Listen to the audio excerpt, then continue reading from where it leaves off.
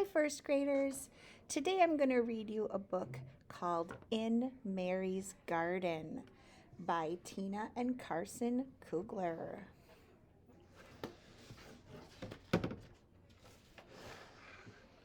Here's our title page. It has our title, In Mary's Garden, and it has our authors, Tina and Carson Kugler. Mary was a little girl with big ideas.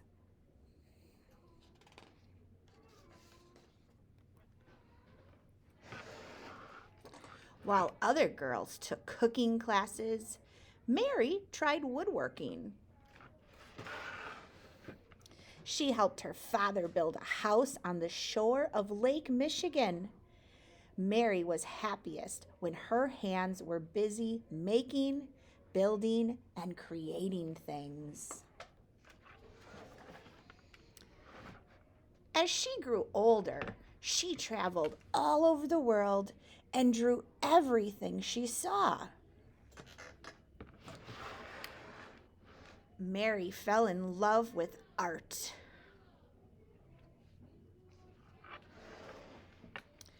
But the Wisconsin winters were long and cold, and she would often think about bright colors and wonderful things that she had seen on her travels.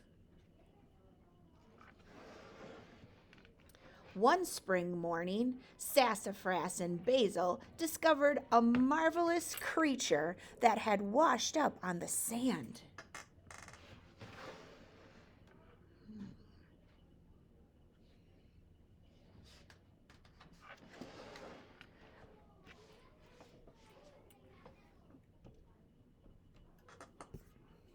Only it was just a little piece of him. But Mary understood. Together, they found more, and then they loaded up their bumpy red wagon and they headed home.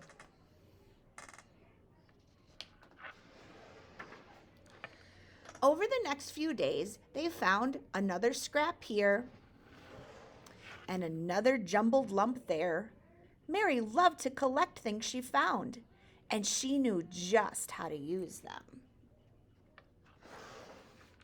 Mary mixed cement with beach sand, like her father had shown her many years before, and she spread the cement over a support that she built of wood, pipes, and chicken wire. The dogs watched curiously as the creature grew. Mary dragged an old comb over the wet cement to make textures. She carefully covered the creature with beach glass, smooth stones, shells, and driftwood. It took a long time to put together all the odds and ends and bits and bobs, but finally, Mary was done.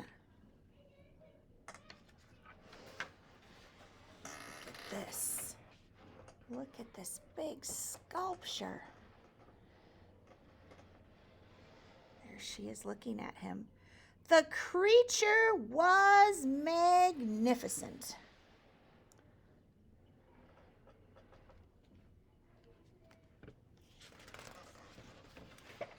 But Sassafras thought he looked a little lonely, and Mary agreed. Basil brought the wagon.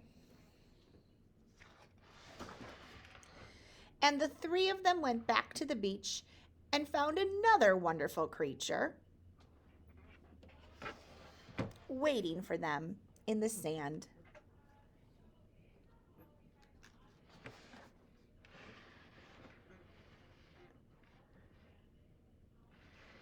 Only it wasn't just a little piece of her.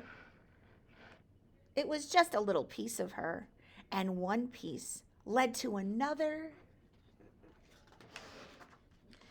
until creature after creature leapt and crawled and danced from Mary's imagination and into her garden. Look at her garden. Wow, all those creatures.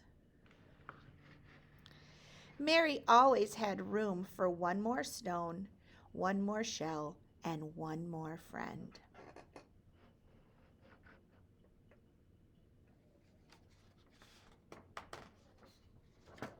And that's the end.